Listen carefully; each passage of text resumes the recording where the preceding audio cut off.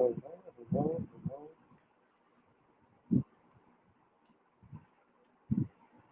guys, good evening.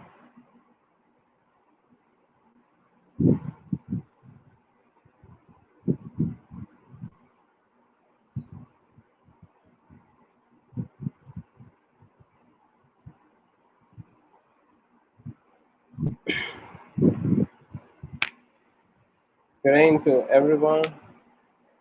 Just wait for a minute as others will be joining us quickly.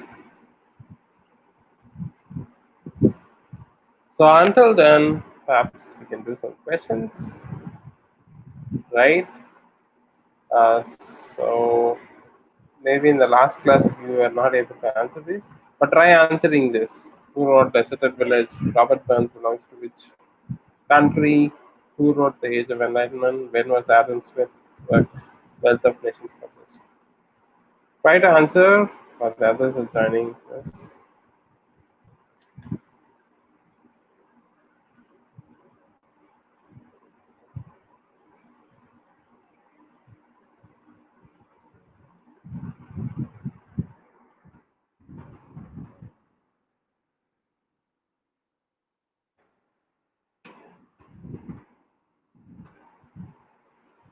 So today I'm trying to finish up with Chromatic Age. Yes, Goldsmith is the right answer. Krishnamurti is racking.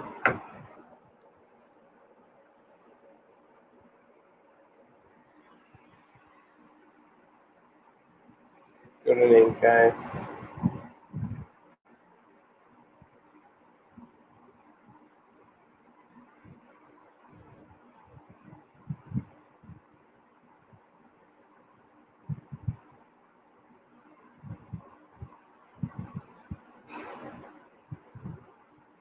So, who wrote Wealth of Nations? Adam Smith. Which year? All those things. Let's take a note.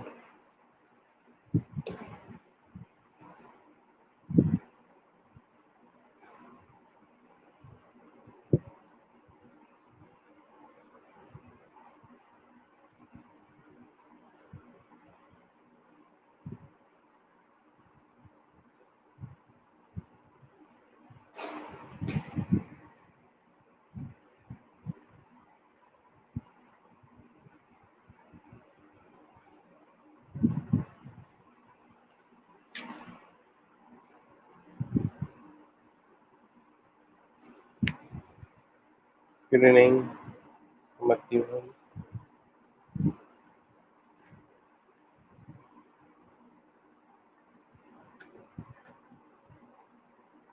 So, so in the last class, we were talking about Chromatic Age, and we kind of completed, uh, you know, the basics of it. So last time we saw what we mean by romantic age, how did the word romance come, and how it was influenced by French Revolution and the American Revolution, and what happened and who gave the word. The German poet Friedrich C. Legel gave the word romantic. Okay, so we saw the old poets first of all. First generation romantics, we saw Blake, Wordsworth, Coleridge, and Sade, and William Blake. We saw he was a poet and illustrator and poetical sketches. His works were like Songs of Innocence, Songs of Experience, Marriages of Heaven and Hell, all those works. Then we saw he had his own myth kind of stuff. Okay, and also we talked about William Wordsworth and what he did, what are the works he wrote, uh, and Coleridge. Why? How come he is a fancy and imagination, bibliography, literaria? All those works we had seen, and in this Vision of Judgment, it was to mock Byron. He was a biographer as well, Southey, Life of Nelson, Life of Wesley, all those things we had seen, and we have seen even the great Wordsworth going to France, right? Going to France for his to be a part of French Revolution, right?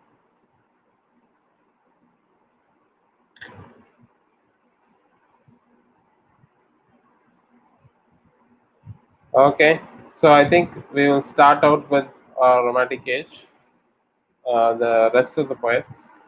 Okay, it's time.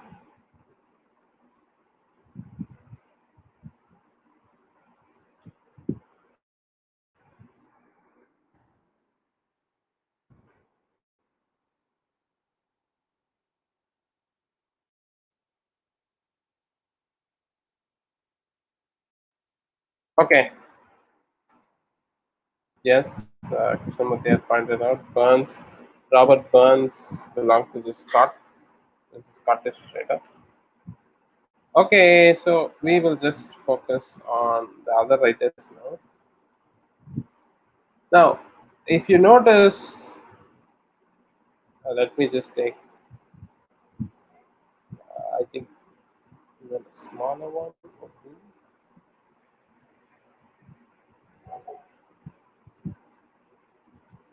Okay, the old poets we already know it was Blake, then it was Wordsworth, and then it was Coleridge. These are the guys are the older poets. It's like BWC or WBC. WBC would be the easiest way to remember these guys. Wordsworth, Blake, and Coleridge. Now, today we're going to talk about the new poets. New poets: Byron, Shelley, Keats. Okay, so they are the most famous poets, apart from Wordsworth, of course, but they were crazy guys. Okay, so you should know about them. There is a lot of things we have to talk about these guys. So first, let's just focus on Lord Byron.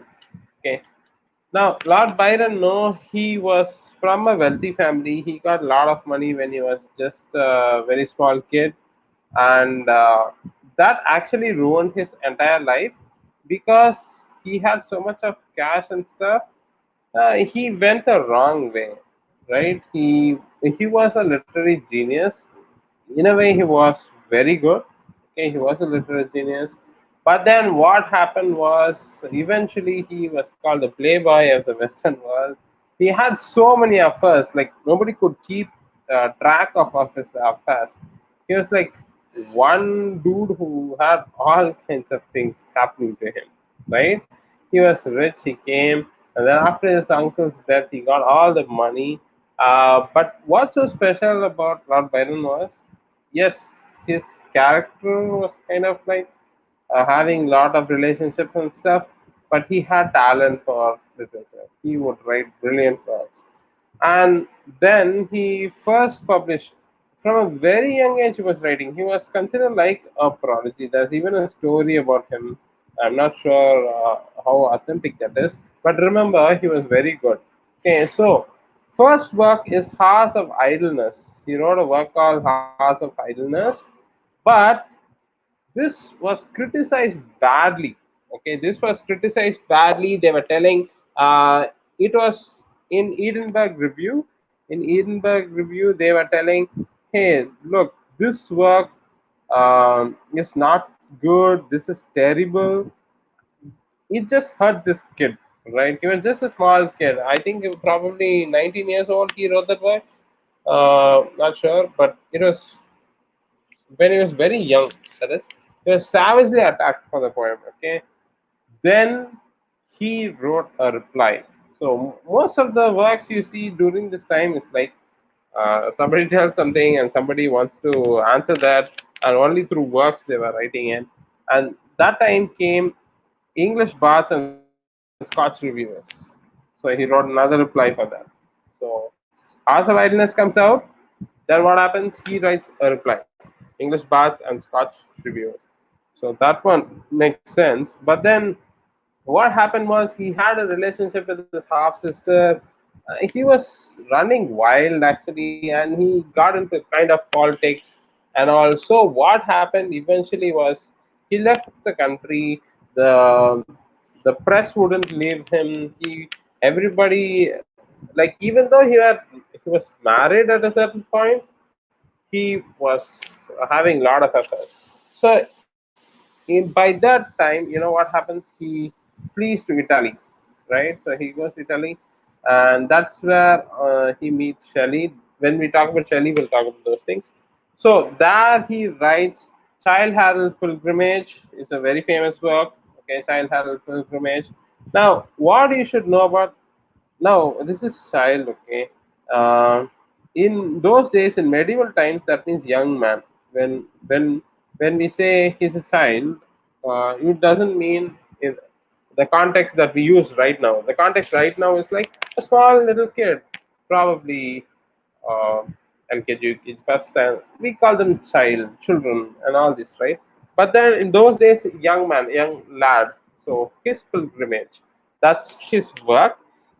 So he was like awesome writing and stuff, but except for his all kinds of illegal activities, he was into uh, you know trying to save Greek from Turks. He was into political issues. His favorite part time was being the playboy of the Western world. Okay, everybody wanted him, and then there are lots of stories about him which are like we can't even imagine. He used to drink on a skull or something. I'm not sure if it's true, but there are many research books, right? So then he writes his masterpiece at a certain time. He writes Don Juan. Don Juan is a Spanish, um, from the name itself, you can understand Don. All those words come from kind of a Spanish tone, right? Don Juan was a fantastic work. He wrote it in cantos. Okay, so it is unfinished actually. So consisting of 16 cantos, it's a satire. So what is so special about that is the real Spanish story. This man is like a politically involved person who's trying to save his country. But here it's a kind of semi biographical work of Lord Byron himself. The funny part is, it's like all the girls are trying to catch and make Byron suffer in certain ways, right? He's like, the problem is not me, the girls. They are the bad ones. They are trying to follow me. They are trying to make me. It was kind of a satirical work. So that's what he just reversed the tone. John Joanne was something ideal, something great, but here it was the trivial sort of thing. Okay, so in fact, many critics point out that Lord Byron really never used his talent completely for doing justice to literary things. Perhaps if he was like a silent kind of guy who thought to write things properly, perhaps he would have written better works, right? These guys were off the hook. There were no rules, right? There are no rules as such. And also, there is something about him, Byron's own life, as I already mentioned. Okay, and you should realize that his solitary life led him to all kinds of problems like this. Okay, and he also had definite respect for Wordsworth, Coleridge. He knew he wouldn't be like them, but still he was trying his own stuff. So that is Lord Byron for you. So this is the first new poet, Lord Byron. Okay, I hope you don't have any kind of doubt with Lord Byron. Okay, the next person that we're going to talk about is Shelley. Everybody knows Shelley, who is Shelley, and what he had done, right? So, can you guys tell one work of Shelley that you probably know very well? Can you tell one work of Shelley? I can see it in the chat box. I can just continue along with that.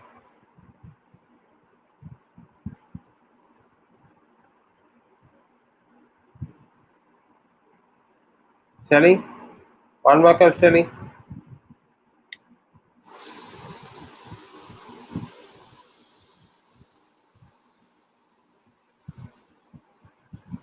Anyone?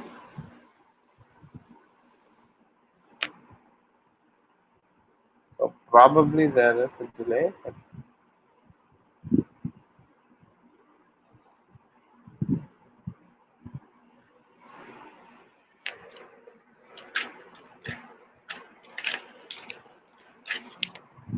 No one? Okay. So we will continue on. This time is precious. So let's talk about P.V. Shelley. So Shelley was from 1729 to 1822. Okay, he was educated in one of the best schools at that time. Eton School. Uh, it's like an Indian Doon school, so kind of famous for what it was. He was educated in one of the best schools at that time. Then obviously he went to Oxford University, and at that time he wrote a work called Necessity of Atheism. Right, the necessity of atheism. This work is called Necessity of Atheism. The necessity of atheism actually was the main problem. Okay, when he became an atheist, uh, they chucked him out of the college. A necessity of atheism. They chucked him out of the college, and then his life was totally, you know, in a way, it was slanting like Lord Byron. Okay, so what had happened is, before going to his personal life, he was already married. Okay, at very young age, Shelley eloped with 16-year-old Harriet Westbrook. 16-year-old girl, he just elopes.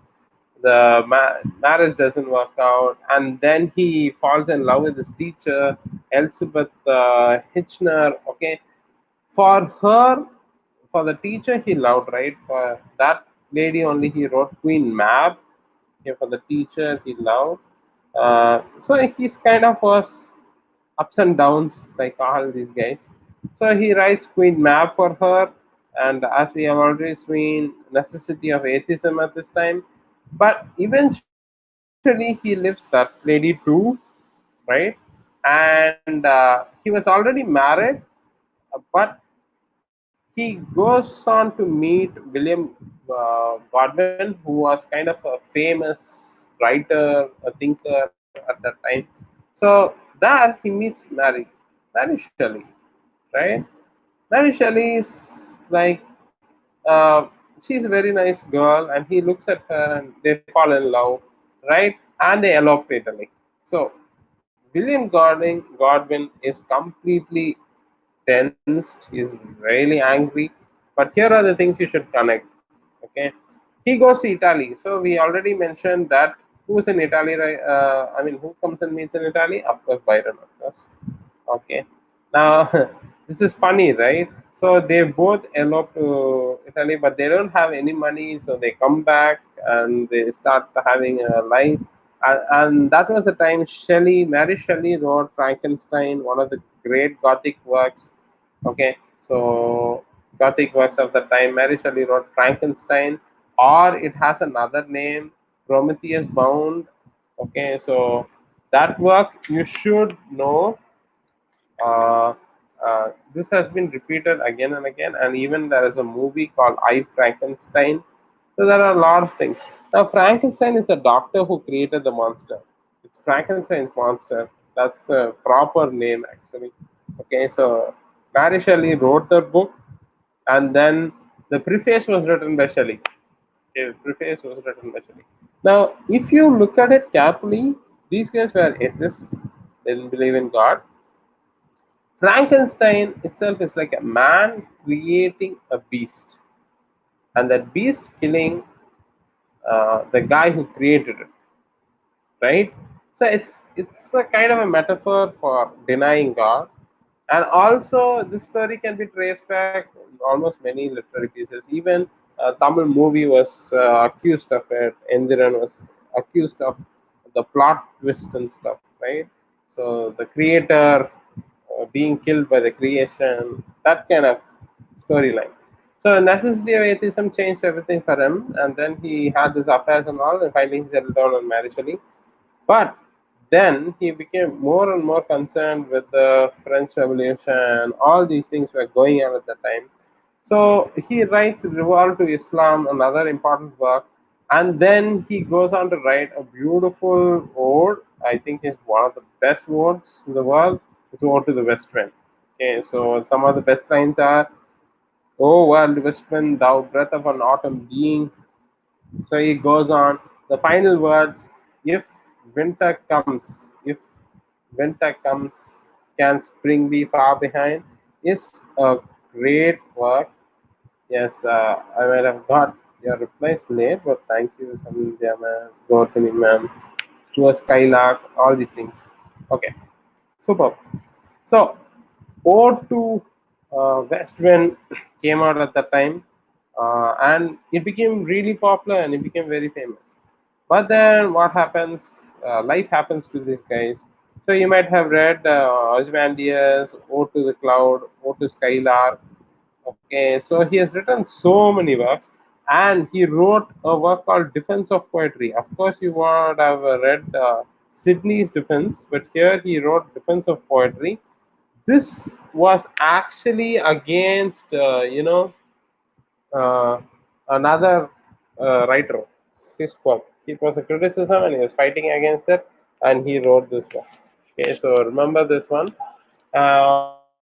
So finally what happens is, at the age of 29 he went to Italy, and he met with a fatal tragic accident, and he drowned and died.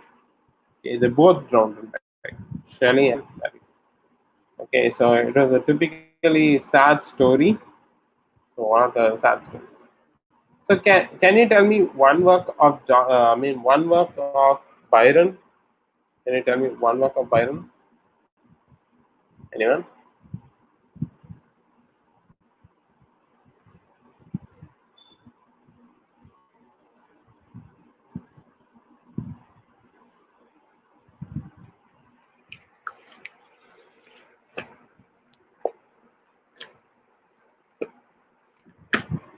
One work of Byron? Anyone?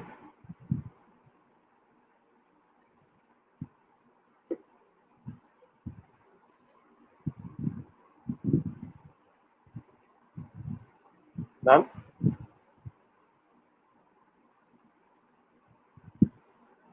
Okay. So let's just go on with the other things.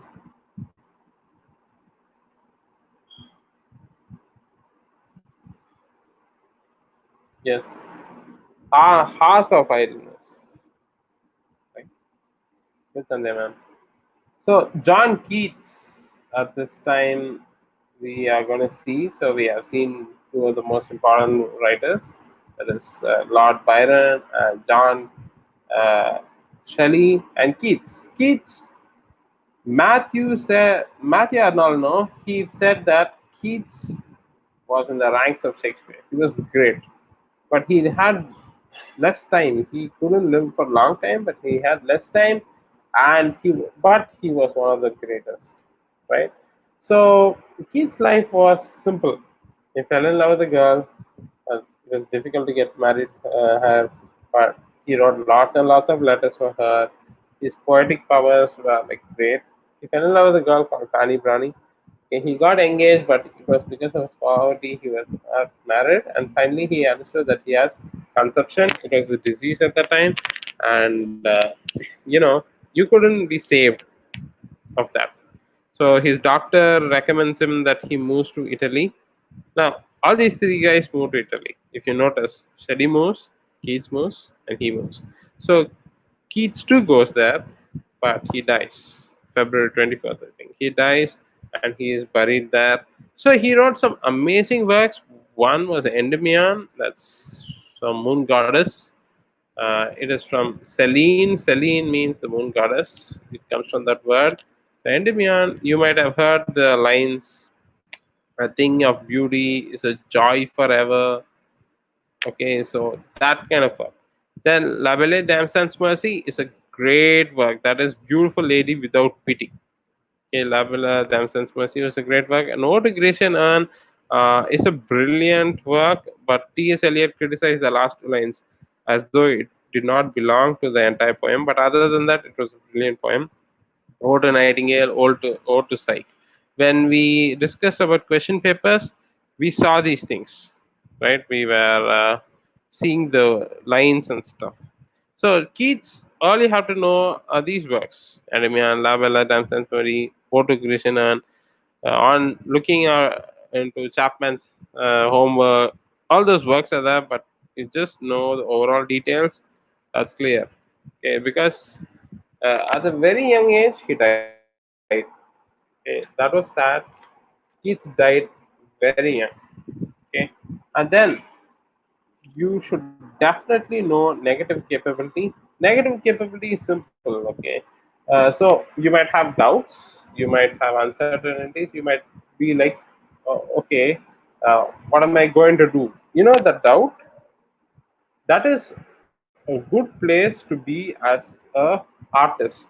Okay, so he's telling an artist should not try to go and find fact and reason for things. If he's in the middle line, if he is in the doubt itself, right, then great poetry will come out. So that's called negative capability. A poet should actually not try to go and find reason or why it's happening or try to find a fact. He's in a wonderful place where there are full of doubts, mysteries, and all these things. So that's called negative capability. So remember this term. This is a very important literary term. Okay, negative capability. So I think that would do for Keats. So we have seen the major works. One is by Lord Byron. Second is Shelley. The next is Keats. So a thing of beauty is a joy forever. Who wrote that? A thing of beauty is a joy forever. Who wrote that?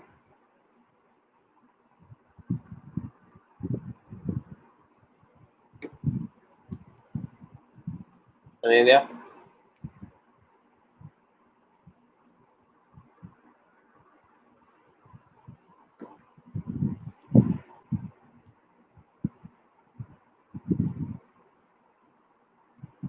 So I think we can proceed with the others. And another important thing I would like to point out is um, Keats' Ode to Nightingale was composed in 1819, and it was just, you know, um, dedicated to his friend called Charles Brown. So remember that one as well. So let's get into the Gothic novel. Gothic novel is like, it's romantic in a way, that means imagination. But Goths were one of the barbaric Germanic tribes who invaded Roman empires. Okay, so the style, the things, they're all Gothic in nature. So you have gargoyles, buildings, and the old kind of vampire stories. They're all Gothic in a sense, dark stuff, right? So one of the greatest writers in Gothic novels was a girl. This is becoming interesting as such. You know what happens? Till now we have seen so many men rule it, but now we have Anne Radcliffe coming in. Uh, Excuse the spellings. Okay. So what happened is the mystery of Rudolph. First, she was married to a guy, Radcliffe. But what happened? They didn't have kids, so she was really bored, and she started writing. And the first one, Castle of Athelin, and then Sicilian Romance. They were huge hit, but she did not write in her own name. She did not write in her own name. Okay. Um, so what she did was, she, after publishing her great novel, The Mystery of Dolfo, Then she published her name, and at that time, it's a great amount, 500 pounds she got at that time. Okay, and this became a great hit. Many readers were reading her, and she became a popular Gothic novelist. Okay, so after this, what's very interesting is many writers started writing Gothic novels. Okay, and then William Godwin, we have already seen William Godwin somewhere. Okay, William Godwin is father-in-law of Shelley, if you had forgotten by now. Okay, so he was the father of Mary Shelley, right? He was a radical kind of guy. Okay, he was kind of a radical kind of guy, but he was a wonderful historian. He wrote the history of the history of the life of William Pitt. This work was a fantastic work. Okay, and then what happens is he had a lot of political affiliations and all those things. So that is apart. For us, we will connect it with the question papers. So that much, if you know, it's fine. And Radcliffe, Mysteries of Udolpho, William Godwin's The History of the Life of William Pitt, all these works. Then comes an important writer for feminist movement. The beginning of feminist movement, as many would point out, is Mary Wollstonecraft. Wollstonecraft, her important book, 17, what is it, 92 or suppose. Uh, I think it's, yeah, 1792. I would not forget that year. So, Vindication of the Rights of Man became a super hit book. She wrote like the first wave of feminism starting there, right there. Okay, so Vindications of the Rights of Man. This became a critical work, and as she started writing critical work, she started gathering critical people like William Godwin and all. Now, here is one surprising thing that you should connect it with. Probably you know this, but if you don't know that, make a point. She was the mother of Mary Shelley, right? So what happens? That means William Godwin and Mary Wollstonecraft, they're married, right? So she was the mother of Mary Shelley. Now you know she is the mother-in-law of Shelley. So it's like a family thing. The entire family are like great people who are doing great things. Okay, so I hope it's clear till now. So we have seen Lord Byron, Shelley, and we have seen John Keats, Gothic novel. We introduced Anne Radcliffe, Mysteries of Udolpho, William Golding, Mary Wollstonecraft, all these works. Remember that. Okay, so Don Juan was an epic. Yes or no? Don Juan was an epic. Yes or no? Can you say the answer?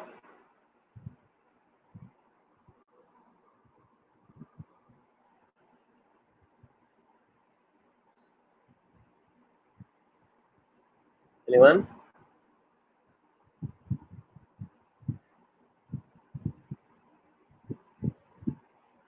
No? Okay. Fine. So let's just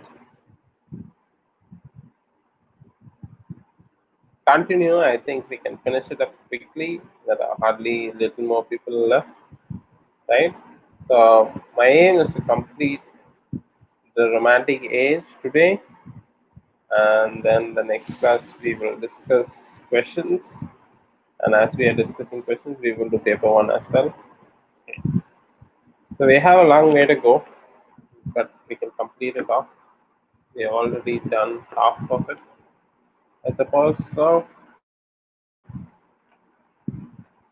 okay, next, let's jump into major novelists, and one of them is a lady, it's Fanny Burney. So she wrote Evelina, but she did not write it with her own name at the start of that piece. Okay, Evelina became a great work. So that is history, Evelina, or the history of a young lady's entrance into the world.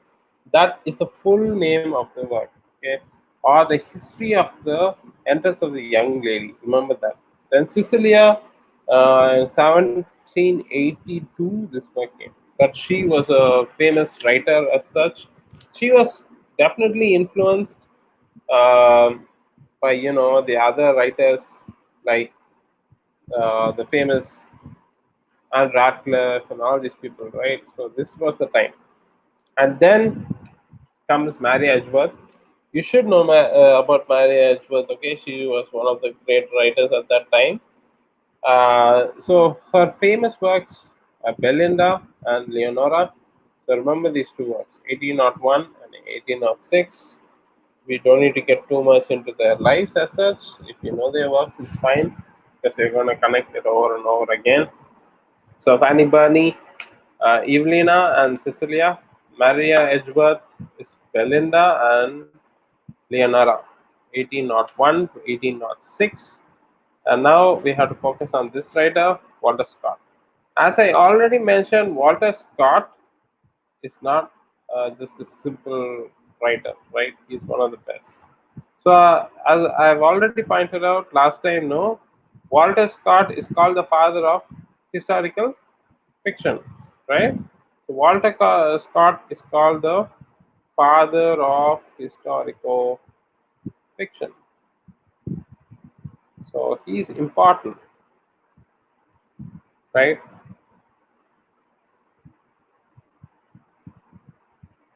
So he's important. Walter Scott is father of historical fiction, and at that time, his novels are all called the Waverley novels. There are Waverley novels. Okay, so Waverley novels are it's a place he created himself, and then there are like many novels. I think 1, 2, 3, 4, 5, 6, 7, 8, 9, 10, 11, 12, 13, 14, 15, 16, 17. Yeah, that's what I thought. So there are 17 Waverley novels. Okay, so he was a great writer, and some of his works, like famous, like Ivanhoe, Kenilworth, you might have read them, but remember. And he usually writes about historical places, historical things happening, kings and all. Right now, too, right? If you see the two-time Man Booker Prize winner, uh, she wrote lot of works which are historically based, right? Bring up the bodies, and it's by Hilary Mantel, right? Hilary Mantel wrote this amazing works, and they're all historical works. That's one of the ways Walter Scott can be defined. Now, he also wrote kind of some poems and stuff, Scott's poetry, Tales of My Landlord, and all these works. But remember, Waverley novels, most importantly, Kenilworth, Ivanhoe, all those books. Remember that. Okay, that would give you enough idea. Even if you want to guess, you can guess it. The other person that you all need to know is definitely Jane Austen. Okay, Jane Austen is an important person you already know. Now, simply said, Jane Austen did not marry. She was very good. She wrote domestic novels. This is the basic idea that you should know about Jane Austen. And she has written six, I think seven. Seventh one is not complete. Okay, so Persuasion, Sense and Sensibility, Pride and Prejudice, Mansfield Park, Emma, Nothing had Happened. They are all great novels. Okay, so we might be well acquainted with Pride and Prejudice. Pride and Prejudice, there is Elizabeth and Mr. Darcy. Okay, we have Emma. We have many wonderful characters in Emma, right? Mr. Fairfax, all those guys. And this is an incomplete work, Sanderson. Uh, and she was a very gifted writer. She became very, very popular. See, and her novels are dubbed as domestic novels. Okay, so they are all domestic novels. That means it talks about you know life, the simple life in England, and what is it all about, what is happening, all those things. So that is the domestic side of Jane Austen's novels. So remember, easy way to remember this, we have to form an anagram as such. I haven't found, but you can remember everything. Sense and Sensibility, Pride and Prejudice, Mansfield Park, Emma, Northanger Abbey, and Persuasion. Sanderson was one of her novels which was not, you know, published. It was incomplete. Probably we can form like PSP, Yummy, Yen. That should be easy to remember. PSP, MEN. So Persuasion or Pride and Prejudice, Sense and Sensibility, and Persuasion. Then you can remember it as Mansfield Park, Emma, and Northern Men. PSP and Men. That sure. Surely you want to add an yes, men's. That will be Sanderson, which is incomplete. So PSP men would be easy for us to remember, right? It shouldn't be hard. Okay, let's get to the last part of it. The last part is sorry, prose writers. And prose writers, first and foremost, you need to remember Charles Lamb, Prince of. He's called the Prince of Essays, and that is the reason. So his story is pretty simple. He never married. He liked a girl, but he couldn't be that. He looked after his mom because his sister was kind of loony, had some mental issues, and became a big problem. And then his mom died because her sister. She was not in a good mindset, so she did something to her mom, and then he took care of his sister, and her name was Mary Lamb, and together they wrote the works Tales of Shakespeare. Tales of Shakespeare is a great work. But Charles Lamb's Essays of Elia, two times it got published, and it was a great collection. So you might have read his collection, like Dream Children, right? Dissertation on a roasted pig. There are so many chimney sweepers. Okay, so all these work came out because of him, right? Charles Lamb. So that should give us an idea of prose writing. And then we have William Hazlitt, who is called as critics critic. Okay, so these things you should know. Who's the father of English literature, poetry, father of historical novels. Now you know who is father of historical novels. Father of historical novels is none other than a great, wonderful uh, Walter Scott. So those things will give us an idea. So critics critic is William Hazlitt. So his most major work is a study of principles of human actions. Of course, he has written a lot of works. Okay, but just know this work and okay, remember this. He's written English comic writers and many more. But study of principles of human actions. Remember, okay, he was basically a critic. He wrote a lot of critical works. And then we have Thomas De Quincey, which is easy to remember. Thomas De Quincey, whenever you hear Thomas De Quincey, you should be able to connect it with one is Coleridge. Why? Coleridge was a drug addict, opium eater. Exactly, Thomas De Quincey was an opium addict. Okay, sorry, opium addict. So his work is Confessions of the English Opium Eater, which is a fantastic work by him. It's his own life story as such.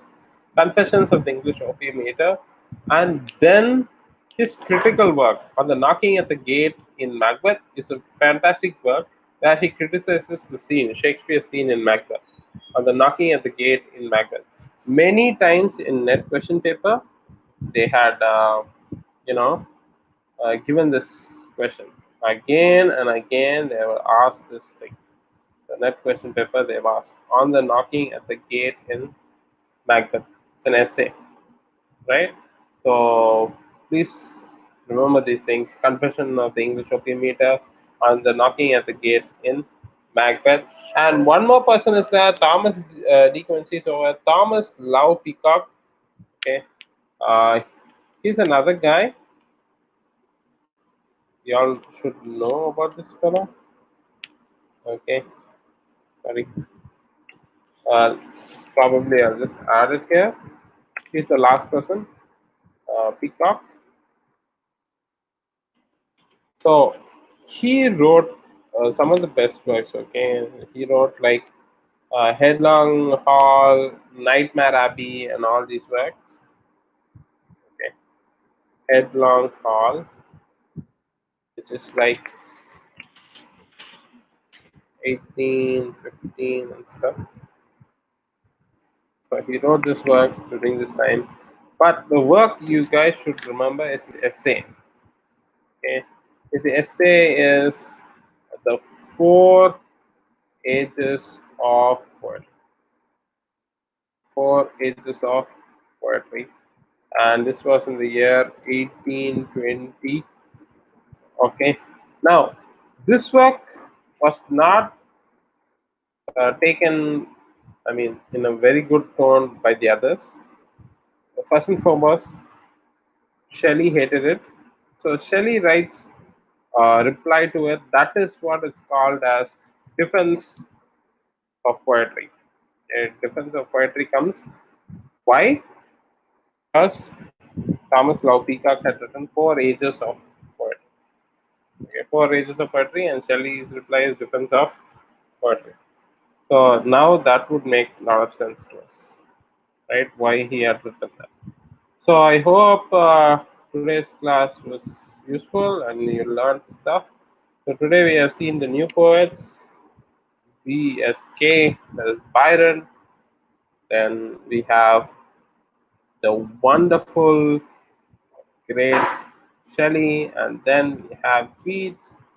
We have all these guys. Okay, so remember them. We have seen what are the works: Hours of Idleness, English Baths, Child Harold's Pilgrimage, John Duane, Spanish thing. And we have seen Shelley, his works, and how he is related to. Shelley was related to Godwin. Mary Frankenstein was his wife. His mother-in-law was Mary Wollstonecraft, who wrote the Vindications of the Rights of Women. Connect everything, right? So Keats suffered at the time conception of tuberculosis probably, and then he died in Italy, and three also went to Italy. All those things to remember. Fanny Brown, Maria Edgeworth, Walter Scott, Jane Austen's work, easily you can remember. PSP Men's, okay, that is Pride and Prejudice, Sense and Sensibility, Persuasion, and then Men's is what? Mansfield Park, Emma, and Northanger Abbey, and which was not completed, Sanction. This ways you can remember these names. William Hazlitt, Charles Lamb, then Thomas De Quincey, and Thomas Love Peacock. So I hope you are clear with the Romantic age. So we have seen a lot today. Okay. So tomorrow for the others we will see paper one. We'll do some sums, and we will also be covering some question paper questions. So we have to keep on seeing question paper questions. So that is our aim. So please continue, tell your friends to join us and use these things. If they sit for 1 hour, they can study, right? Obviously, people will not come again and watch it. So please plan out things and just do this. Okay. Thank you so much for coming over. I really appreciate it. You guys can leave. Thank you.